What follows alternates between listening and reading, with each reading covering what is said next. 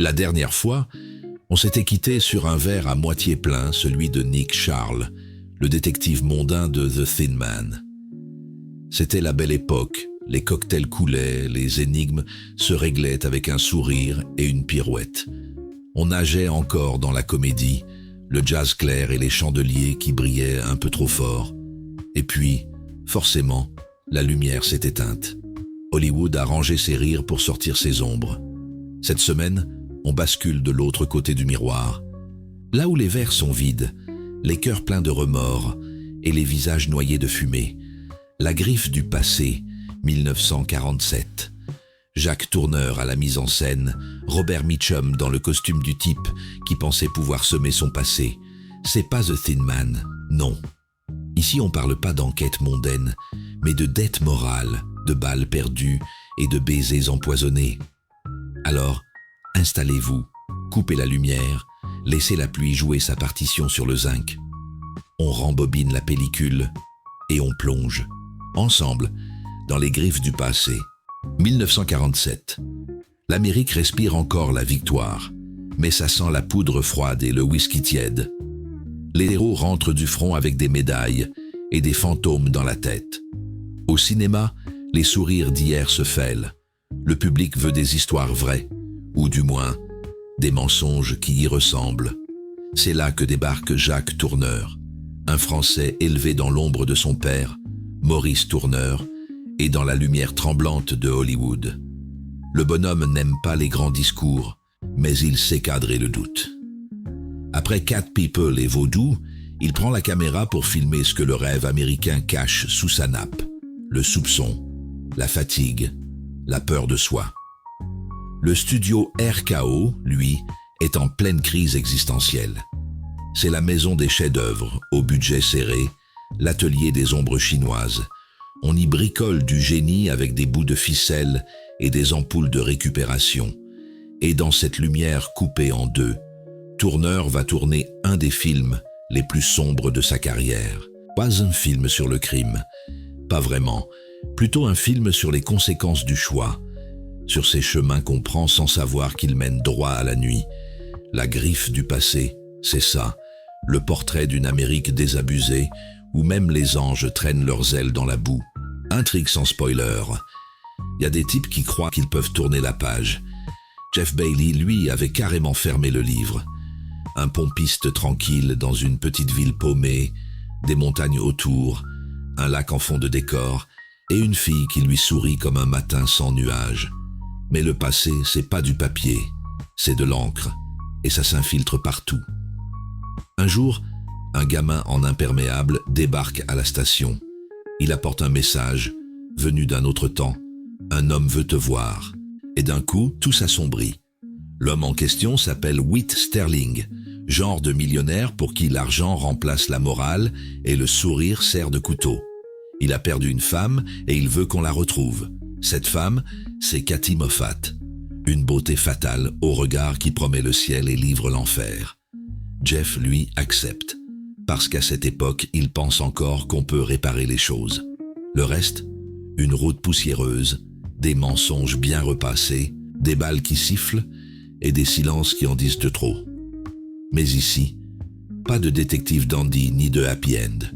Juste un type qui découvre que quand on fouille le passé, c'est souvent le passé qui finit par vous enterrer. Analyse de l'histoire. Dans la griffe du passé, tout commence par une illusion, celle de pouvoir recommencer à zéro. Jeff Bailey pense avoir trouvé la sortie de secours du film noir, une station-service, un ciel clair, une fille du coin, et basta. Mais chez Tourneur, le passé n'a pas besoin de frapper à la porte. Il est déjà dans la maison. L'histoire fonctionne comme un piège à retardement. Un présent fragile, rongé de souvenirs, qui finit par se dissoudre dans la mémoire. C'est un film sur la culpabilité, mais pas celle qu'on confesse au curé, celle qu'on traîne, sans jamais la nommer, la faute invisible, la faute d'avoir cru qu'on pouvait aimer mentir et s'en sortir vivant. Le scénario signé Daniel Mainwaring tire son ironie de cette spirale. Chaque choix de Jeff le ramène à son point de départ, un peu plus bas, un peu plus seul. Et c'est là que le film frappe fort, pas par la violence, pas par l'action, mais par cette lente glissade morale chez Tourneur. Tout est question de clair-obscur dans les décors, mais surtout dans les âmes. Les bons ne sont jamais tout à fait innocents, les méchants jamais totalement perdus. Le film noir à ce stade devient presque une métaphore. La lumière, c'est l'espoir, l'ombre, c'est la vérité. Et la griffe du passé, c'est le moment où les deux se rencontrent pour ne plus jamais se séparer.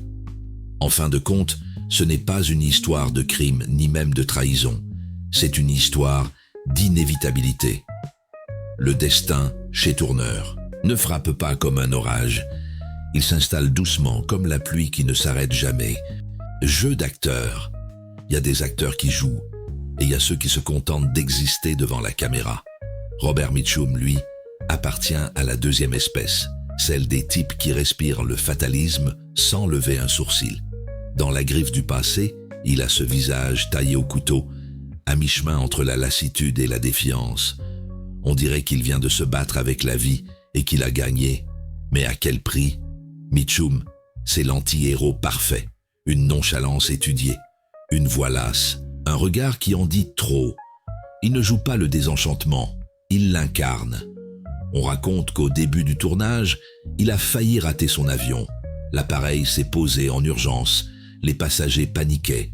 Lui, tranquille, allume une cigarette et déclare « Je savais bien qu'on atterrirait quelque part ». Ce genre de type ne joue pas dans un film noir, il y habite. En face, Jane Greer, 22 ans à peine, incarne Cathy Moffat, la femme qu'on voudrait croire et qu'on ne devrait jamais suivre. Son regard, c'est un piège poli. Elle ne hausse jamais la voix, elle sème le doute en douceur. Pas de grands gestes, pas de cris, juste un sourire et le monde bascule. Tourneur la filme avec un soin presque religieux. La lumière glisse sur ses joues comme une caresse avant la morsure. Et chaque fois qu'elle apparaît, la musique s'arrête comme pour laisser la place au mensonge. Quant à Kirk Douglas, jeune premier encore inconnu, il joue Whit Sterling avec un raffinement inquiétant. C'est un serpent en smoking, courtois, affable, mais venimeux. Le trio fonctionne à merveille. Mitchum fume le destin, Greer l'attise, Douglas le vend au plus offrant. Et autour d'eux, une galerie de visages fatigués complète la toile. Virginia Huston, la douceur provinciale, Paul Valentine, le tueur de service au regard vide. Tous semblent savoir, à leur manière, qu'ici, personne ne s'en sortira indemne. Mise en scène et technique. Chez Jacques Tourneur, la mise en scène, c'est pas de la démonstration, c'est une respiration. Il n'a pas besoin d'un orage pour créer la tension. Une ombre qui s'allonge sur un mur, une porte qui se referme lentement, et voilà, tout le drame du monde est posé.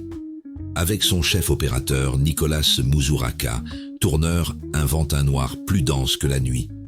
Le clair-obscur n'est plus un effet, c'est une langue. Une façon de dire que la vérité se cache toujours dans la pénombre. Regardez bien, un chapeau posé sur une lampe, une cigarette oubliée sur un rebord, un reflet dans une vitre, tout parle, rien n'est gratuit. Chaque plan semble peser, ajusté, comme si le moindre rayon de lumière avait son mot à dire. Les décors d'Albert D'Agostino et Jack O'Kea n'ont rien de tape à l'œil. On y sent la poussière, les rideaux humides, les néons qui grésillent. RKO. Oblige petit budget, grandes idées. Tourneur fait du luxe avec des restes et du mystère avec 3 lampes et un ventilateur.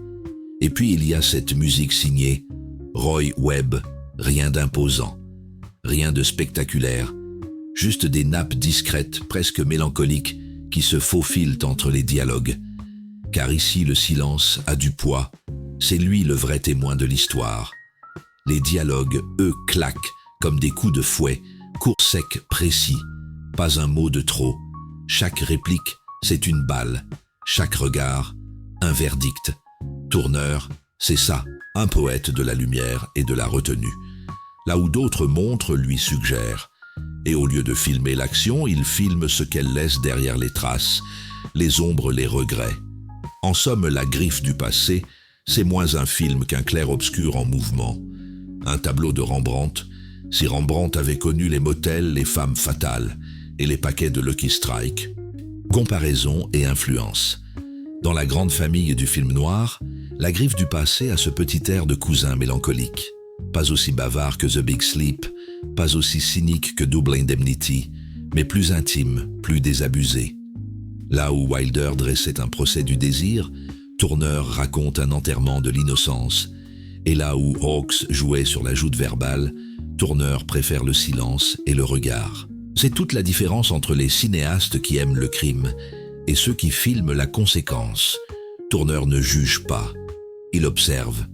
On retrouve pourtant les ingrédients classiques, le privé désabusé, la femme fatale, le boss mafieux à demi souriant. Mais ici, tout est filtré à travers une lenteur élégante, une tristesse raffinée. La Griffe du passé, c'est l'école française du noir américain, la brume, la pudeur, l'ironie fatale. Et quand on pense à son remake de 1984, Against All Odds, on mesure à quel point le charme du film de Tourneur venait de sa retenue. Taylor Hackford, lui, en a fait une romance tropicale pleine de muscles et de soleil. Le genre de version où les néons remplacent les ombres et où la passion prend la place du mystère. Comme si l'Amérique des années 80 avait voulu effacer ce qu'elle avait compris en 1947. Qu'un homme poursuivi par son passé ne court jamais vers la lumière. Et c'est bien pour ça qu'aujourd'hui encore, quand on évoque le film noir, La Griffe du passé reste la référence ultime. Un standard d'élégance désespérée, une partition où chaque silence résonne plus fort qu'un coup de feu. Réception et héritage.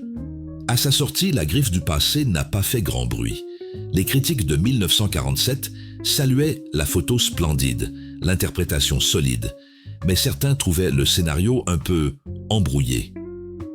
Hollywood aimait les films noirs, mais pas quand ils tenaient du rêve éveillé.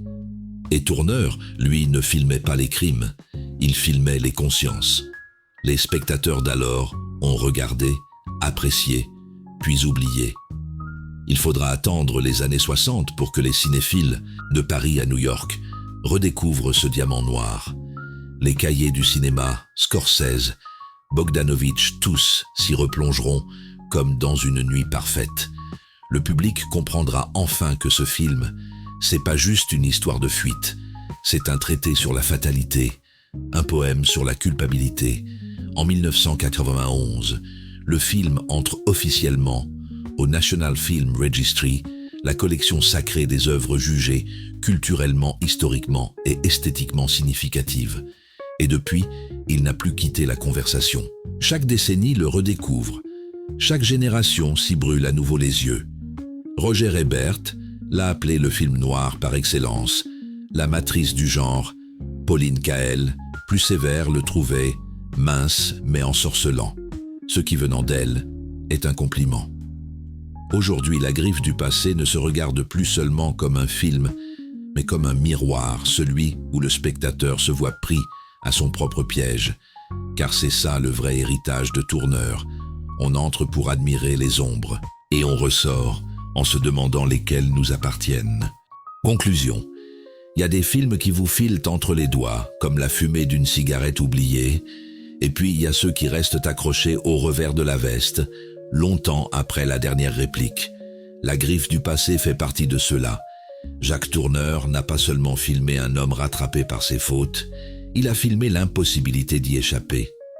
Ce moment où l'on comprend que le passé, c'est pas un souvenir, c'est une geôle qu'on transporte avec soi. Mitchum, lui, s'en sort comme toujours debout, flegmatique. Condamnée à l'élégance, Jane Greer, elle reste une énigme plus dangereuse qu'un revolver chargé. Et le spectateur, eh bien, il se découvre complice. Parce qu'au fond, on a tous quelque chose qu'on essaie d'oublier. Alors, on referme la porte, on range les bobines et on souffle sur la braise. Le prochain épisode nous emmènera ailleurs. Pas dans les ruelles sombres du cinéma, non. Dans les pages d'un livre peut-être. Un autre mystère, une autre ombre. Mais chut, Laissons encore un peu la nuit parler, c'était Bobard sur Bobine. Et souvenez-vous, dans le noir, c'est toujours le passé qui vous regarde en premier.